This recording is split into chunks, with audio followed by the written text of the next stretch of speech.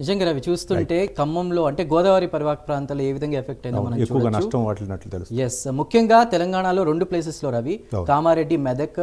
ఇందాక మనం డిస్కస్ చేసాం సీఎం పర్యటన, అది సర్వే కూడా రద్దయింది అనివార్య కారణాల వల్ల, వాతావరణం అనుకూలించగా. ప్రస్తుతం అయితే ముఖ్యంగా 2 ప్లేసెస్ కామారెడ్డిను మెదక్లో అయితే ఎఫెక్ట్ అయినట్టు తెలుస్తుంది. సో చూద్దాం, భారీ వర్షాలతో కామారెడ్డి జిల్లా కకావికలమైంది. మా ప్రతినిధి రాజేష్ నడికి మరింత సమాచారం తెలుసుకుందాం. Over to you Rajesh. భారీ వర్షం అతలాకుతలం చేసింది. గత 2 రోజుల నుంచి కూడా భారీ వర్షం కురుస్తుంది. కామారెడ్డి పట్టణంలోనే గడిచిన 24 గంటల్లో 25 నుంచి 30 సెంటీమీటర్ల లోపల వర్షపాతం నమోదని చెప్పేసి వాతావరణ శాఖ అధికారులు చెప్తున్న పరిస్థితి. మనం ప్రస్తుతం కామారెడ్డి పట్టణంలో ఉన్నాము.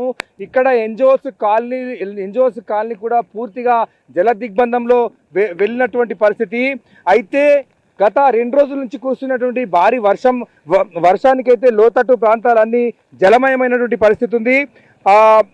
ఇటు ఎన్జిఓస్ కాలనీ, బతుకమ్మ కుంట, అదేవిధంగా ఇటు జేఆర్ నగరు, అదేవిధంగా ఇటు Ashok Nagar, Guru Raghavendra Nagar, housing board colony, ఈ యొక్క మొత్తం కాలనీ కూడా విద్యానగర్లో, కల్కి నగర్లో కూడా మొత్తం టోటల్ కూడా జల దిగ్బంధంలోనే పూర్తిగా ఇటు కాలనీ అంతా నిండుకున్నటువంటి పరిస్థితి.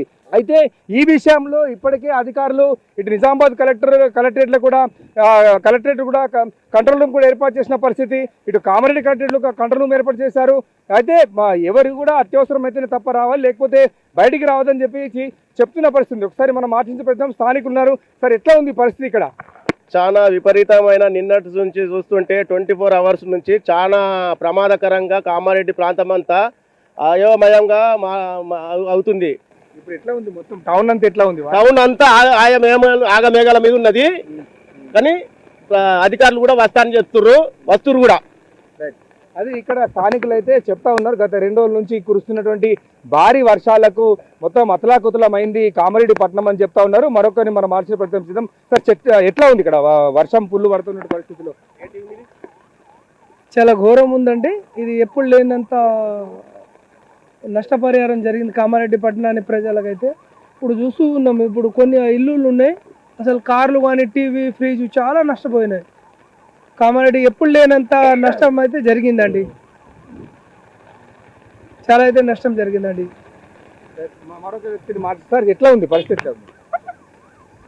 కామారెడ్డి పరిస్థితి బాగా ఒక 55-60 ఏళ్ళ నుండి ఇప్పటిదాకా ఈ పరిస్థితి రాలేదు. మరి ఇప్పుడు కామారెడ్డిలో మొత్తం కామారెడ్డి జిల్లానే కల్లోలంగా మారిపోయింది. మరి ఇక్కడ ఈ వాగులో బ్రిడ్జి కిందికి మరి కార్లు కొట్టుకోవడం అనేది అసలు మేము పుట్టక ముందు కూడా ఇటువంటి ఇనలేదు. మరి ఇప్పుడు ఇంత ఎక్కడ కొట్టాలలో ఆవులు, గోదలు, మూగజీవులు మొత్తం ఎక్కడెక్కడనే పడి అక్కడనే ఉన్నాయి. మామూలుగా మానవులను అంటే తీస్తున్నాను, మూగజీవులు ఎక్కడెక్కడనే ఉన్నాయి. మరి ఈ ప్రభుత్వం తొందరగా కోలుకొని మూగజీవులను కూడా తొందరగా అన్నీ క్లియర్ చేయాలని చెప్పేసి మరి ప్రభుత్వాన్ని కోరుచున్నాము. మనం మాట్లాడించే ప్రయత్నం చేద్దాం. సార్, చెప్పండి, ఎట్లా ఉంది పరిస్థితి ఇక్కడ? కామారెడ్డిలో గతంలో కనీవిని ఎరగని రీతిలో వర్ష కారణంగా మొత్తం కూడా స్తంభించిపోయినాయి. ఇప్పుడే రోటరీ క్లబ్ ఆఫ్ కామారెడ్డి ఆధ్వర్యంలో కామారెడ్డి బస్టాండ్, రైల్వే స్టేషన్లో 24 అవర్స్ నుంచి కనీస అవసరం లేని పరిస్థితుల్లో ఇప్పుడే water packets, food packets distribution చేసి వచ్చాం. అదే రకంగా హైవేలో కూడా ప్యాసింజర్స్ అందరికీ మొత్తం వెహికల్స్ అన్నీ కూడా స్తంభించిపోవడం వల్ల 3-4 గంటల నుంచి ట్రాఫిక్ స్తంభించినది గమనించి పులిహోర, వాటర్ ప్యాకెట్ డిస్ట్రిబ్యూషన్ చేయడం జరిగింది. అత్యవసర పరిస్థితి అయితే తప్ప కామారెడ్డి ప్రజానికం కానీ, అదే రకంగా నేషనల్ హైవేలో ప్రయాణించే ప్రయాణికులు కానీ వీలైనంత వరకు అవాయిడ్ చేయాలని, రోడ్లన్నీ నేషనల్ హైవే అంతా స్తంభించిపోయింది. ఇక్కడ హౌసింగ్ బోర్డులోని బీటీ రోడ్ అంతా కూడా డ్యామేజ్ అయింది కాబట్టి ఎవరు కూడా రావద్దని, ఇంకొద్ది గంటల పాటు వర్ష తీవ్రత ఉంది కాబట్టి ఎంత వీలైతే అంత ప్రికాషన్స్ అన్ని ప్రాపర్గా తీసుకొని రాకుండా, ఇంట్లో నుంచి బయటకు రాకుండా ఉండే విధంగా ప్రజలందరూ కూడా సురక్షిత ప్లేస్లో ఉండాలని చెప్పేసి కోరుతా ఉన్నాం.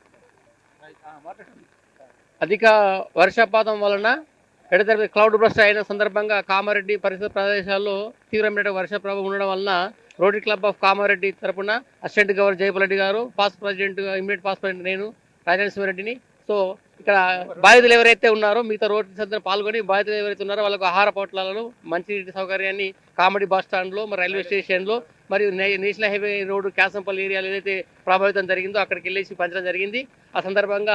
ఈ సందర్భంగా ప్రజలకు విజ్ఞప్తి చేసిందంటే ఈ తీవ్ర వర్షాభావం ఉన్న పరిస్థితి కాబట్టి ఎవరే ప్రజలు కూడా బయటకు రావద్దు, అనవసరంగా అత్యవసరమే తప్ప ప్రయాణం చేయాల్సింది కానీ లేకపోతే మిగతా అనవసరంగా అటు ఇటు పోవద్దు, సురక్షిత ప్రదేశం ఉండాలని చెప్పేసి కోరుతున్నాం.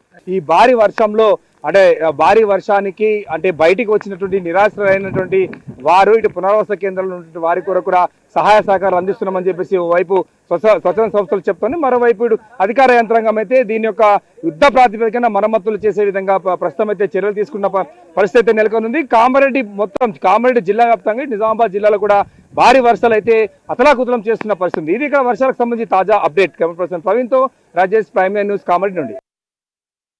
రవి, ఆ విజువల్స్ చూస్తుంటే ఆ వరద అదంతా చూస్తుంటే క్లౌడ్ బస్ట్ కానీ ఇప్పటి వరకు కూడా 3 జిల్లాల్లో ఎడతెరిపి లేకుండా వర్షాల వల్ల తీవ్ర బీభత్సం సృష్టించింది వర్షం. దీని అపార నష్టం జరిగింది, రోడ్లు కూడా తెగిపోయిన పరిస్థితి. మరి చూద్దాం డ్రోన్ల కెమెరాల ద్వారా కూడా వాళ్ళకి సహాయ పునరావాసం అందించే విధంగా వాళ్ళకి ఆహార పదార్థాలు అందిస్తున్నారు.